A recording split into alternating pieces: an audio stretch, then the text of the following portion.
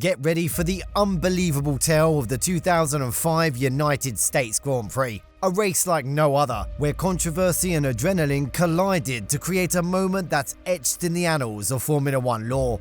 The 2005 United States Grand Prix stands out in Formula One history for all the wrong reasons, as it commenced with only 6 cars on the starting grid, marking a dramatic and controversial turning point in the sport. To fully understand the significance of this event, it's essential to delve into the circumstances leading up to that fateful day. But before we hit the accelerator on this incredible story, do yourself a favor, slam that subscribe button and ring the notification bell, because you won't want to miss a second of this wild ride through racing history.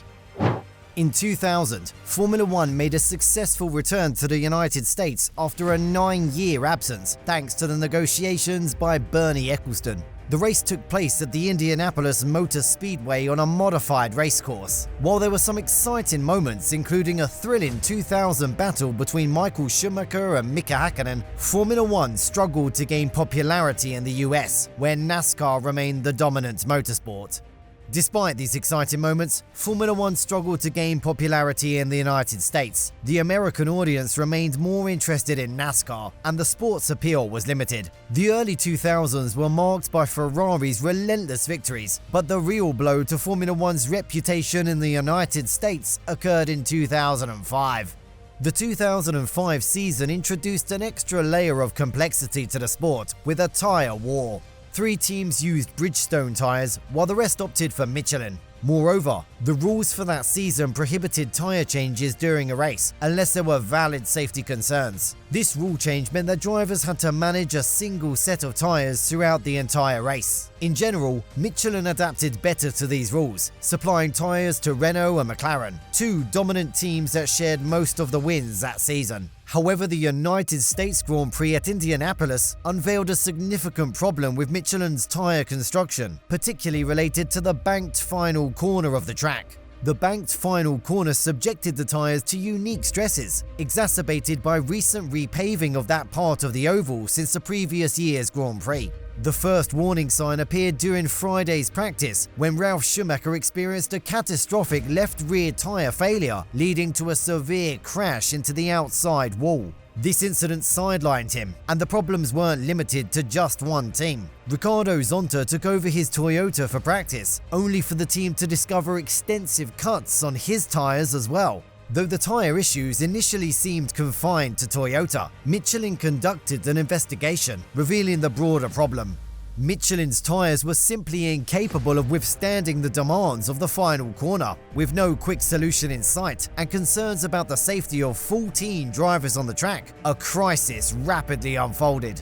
Michelin's boss, Pierre Dupasquier, discussed the situation with the FIA race director Charlie Whiting. He emphasized the need to slow down the cars through the banked corner to ensure tyre safety. Astonishingly, Michelin revealed that their tyres could only handle around 10 laps at racing speed. Michelin proposed various solutions, including flying in new tyre specifications, an idea rejected by Whiting as a rules breach. Adding a chicane at the problematic corner was also considered, but ruled out by the FIA. The motorsport governing body made it clear that the race would not be sanctioned if the approved track layout was altered. This situation created a standoff between Michelin, representing 7 teams, and the FIA. Michelin insisted that their teams would not participate in the race unless changes were made to the circuit. Whiting reiterated the FIA's stance that no alterations would be allowed, leaving teams with the choice of either slowing down through the corner, an almost impossible task for drivers, or repeatedly changing tyres to complete the race safely. Amid these negotiations, Paul Stoddard, the boss of the Minardi team, had a lot at stake. His team had failed to score any points in 2005, and as they were using Bridgestone tyres, they didn't face the same safety concerns as Michelin teams. A pivotal meeting took place on race day morning, involving Michelin executives, F1's Bernie Ecclestone, Indianapolis Speedway president Tony George, and 9 out of the 10 team bosses. Ferrari's Jean Todt was notably absent, as he considered the issue to be one between the FIA and Michelin, not involving the Scuderia. During the meeting, Michelin outlined the difficult position they were in and the potential danger of the race proceeding with their teams competing. They proposed the installation of a chicane at turn 13 as a solution, which was agreed upon by all 9 attending teams, including Jordan's Colin Collis and Minardi's Stoddard, both of whom ran Bridgestone tyres. However, the idea of slowing down the Michelin-shod cars through the corner's normal layout or implementing multiple pit stops was rejected at the same meeting.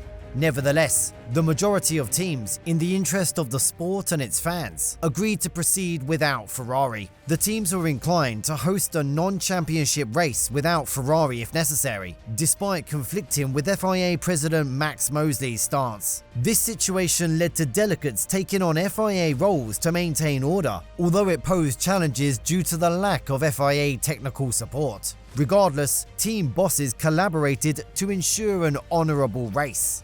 As preparations were in progress on the grid, uncertainty prevailed about team participation. Last-minute talks in Bernie Ecclestone's office revealed Mosley's rejection of proposed solutions and a threat that alterations to the race would jeopardize the US Grand Prix and FIA-regulated motorsport in the United States. However, a later FIA statement contradicted this, denying Mosley's statement.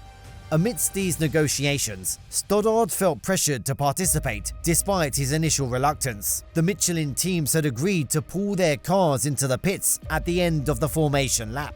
Still, Stoddard was informed by Jordan's Collis that the yellow cars would race, despite an earlier agreement not to do so. Stoddard believed that failing to start the race would result in heavy sanctions for Minardi due to his strained relationship with Mosley. Consequently, Minardi reluctantly participated in the race, and Stoddard later revealed his plan to retire his cars if the Jordans also failed to finish.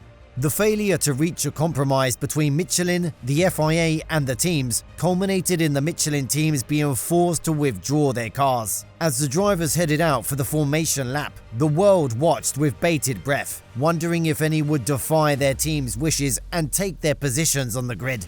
Ultimately, all 14 Michelin cars obediently returned to the pits, leaving the fans expressing their anger and disappointment, while the Ferraris, Jordans and Minardis lined up to start the race. To everyone's astonishment, the Grand Prix proceeded as though nothing had happened. The Ferraris, leading the race, had to navigate occasional beer cans and debris thrown onto the track by frustrated fans.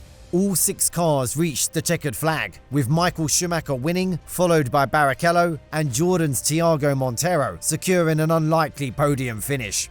Minardi, which decided to race after a change of heart, picked up 7 points as Christian Albers and Patrick Friesacker finished as 5th and 6th. However, there were few fans left to witness this unconventional race. The crowds began to disperse early, and the Indianapolis police had to be called in to maintain order as fans demanded refunds at the ticket office.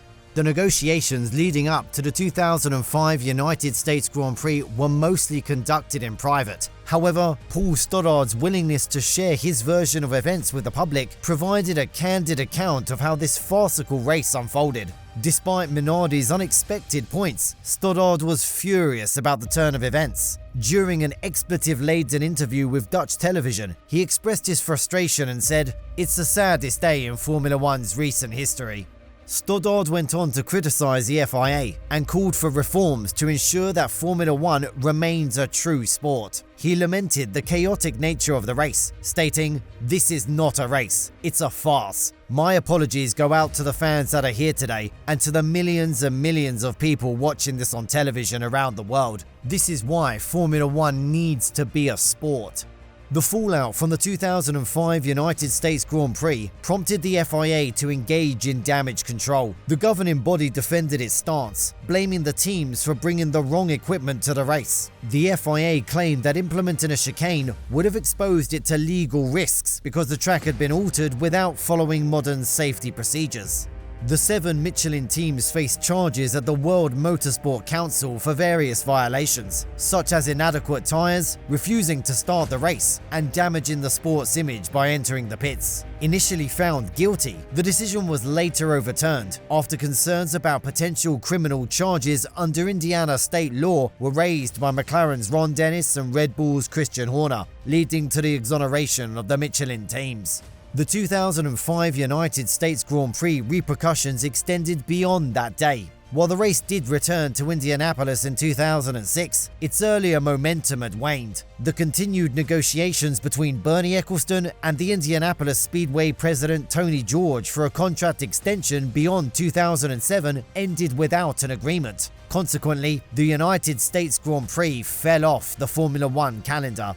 It wasn't until 2012 that the race returned to the United States, this time at the Circuit of the Americas in Austin, Texas. While the initial crowd numbers remained around 100,000 in 2006 and 2007, Formula One's popularity in the United States has seen significant growth in recent years. The sport's acquisition by Liberty Media, a US-based media corporation, played a crucial role in this transformation.